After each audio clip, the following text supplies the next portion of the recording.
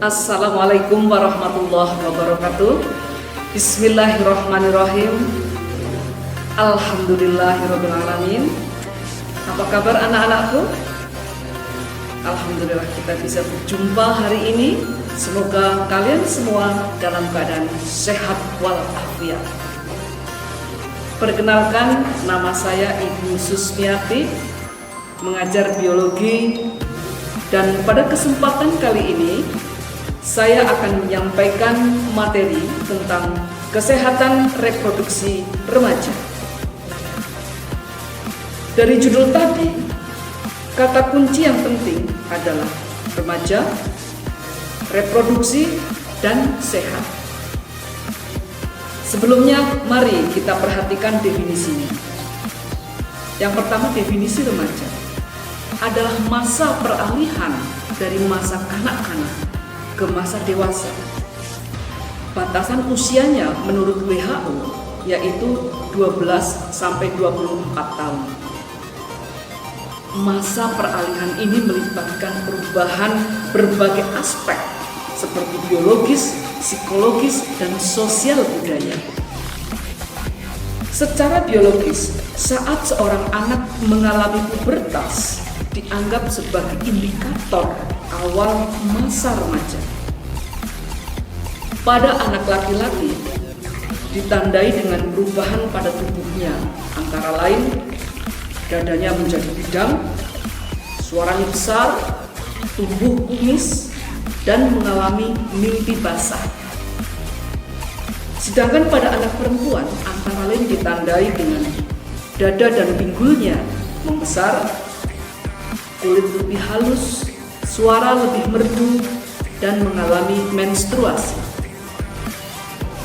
Dalam kehidupan masyarakat, menganggap remaja adalah mereka yang belum menikah, berusia antara 13 sampai 16 tahun. Jadi, usia anak sekolah di SMP dan di SMA. Sedangkan definisi reproduksi, re artinya kembali, produksi menghasilkan. Jadi artinya suatu proses kehidupan manusia dalam menghasilkan keturunan demi kelestarian hidup. Definisi sehat, bebas dari penyakit.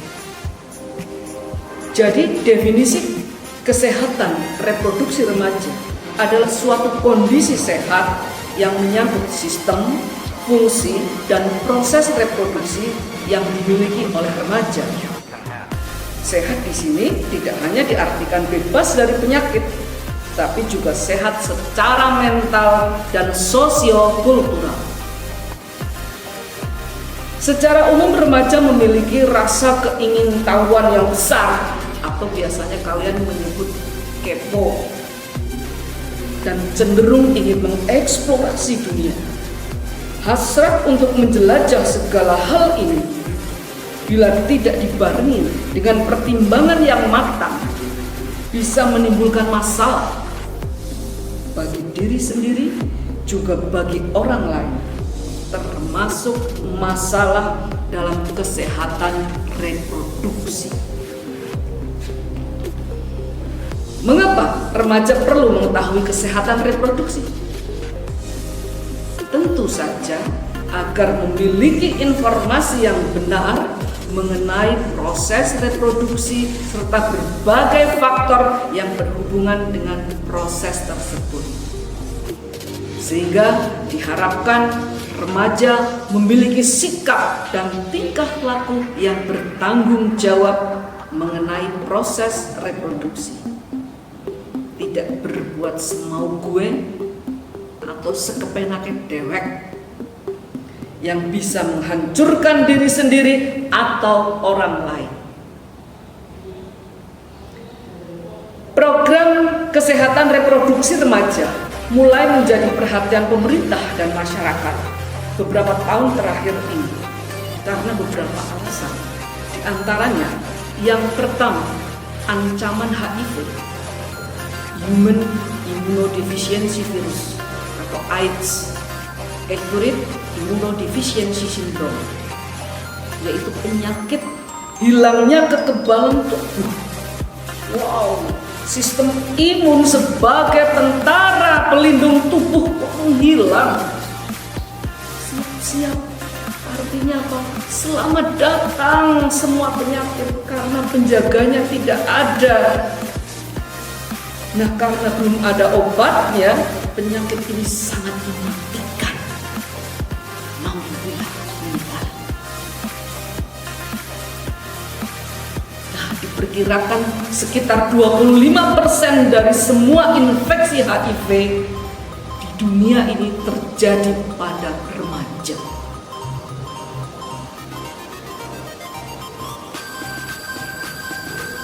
Kalau bahasa kitanya, AIDS itu kepanjangannya akibat ikut dorongan setan. Betul atau tidak? Nah, kemudian yang kedua, yaitu jumlah kelahiran pada usia remaja meningkat. Berarti banyak terjadi hubungan seksual pranikah sehingga menyebabkan kehamilan sebelum nikah. Yang ketiga, meningkatnya jumlah kasus aborsi, yaitu tindakan menghentikan kehamilan atau menggugurkan kandungan pada remaja karena kehamilan yang tidak diinginkan. Kemudian yang keempat, meningkatnya jumlah pasien IMS, infeksi menular seksual pada remaja.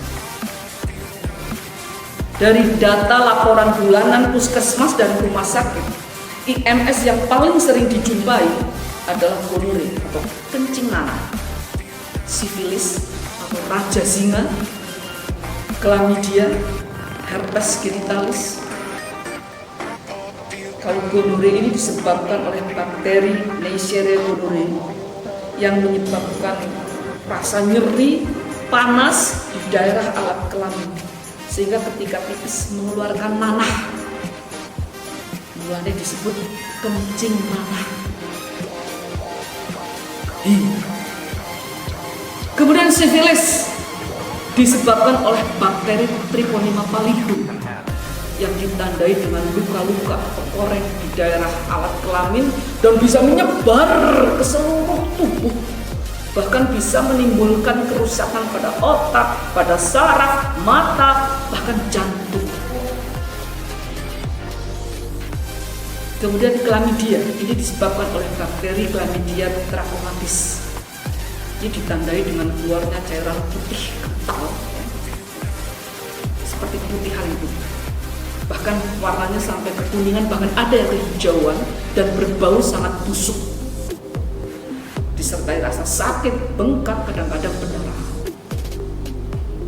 Kemudian ada trichomoniasis, ini disebabkan oleh parasit Trichomonas vaginalis, ditandai dengan gatal-gatal, panas, nyeri di daerah alat kelamin. Nah, penyakit-penyakit IMS tadi disebabkan karena hubungan seksual yang bergontakan di pasangan, apalagi tanpa alat kontrasepsi sebagai pengaman. Tetapi yang jelas ya karena AIDS tadi, yaitu akibat ikut dorongan setan. Ya. Oleh karena itu, pertumbuhan dan perkembangan di masa remaja harus juga diimbangi dengan pemahaman dan pengamalan norma-norma sosial dan agama di masyarakat,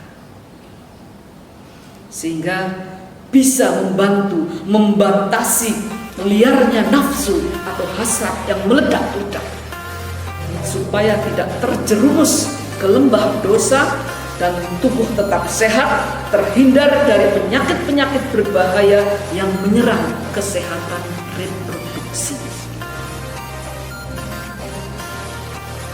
Mari jadikan masa remajamu masa terindahmu dengan selalu berpikir positif, bertindak positif, menjaga kesehatan lingkungan dan seluruh bagian tubuhmu, termasuk kesehatan reproduksi, sehingga bisa menjadi generasi muda yang sukses menyongsong masa depan yang gemilang. Salam sehat. Rin Wassalamualaikum warahmatullahi wabarakatuh.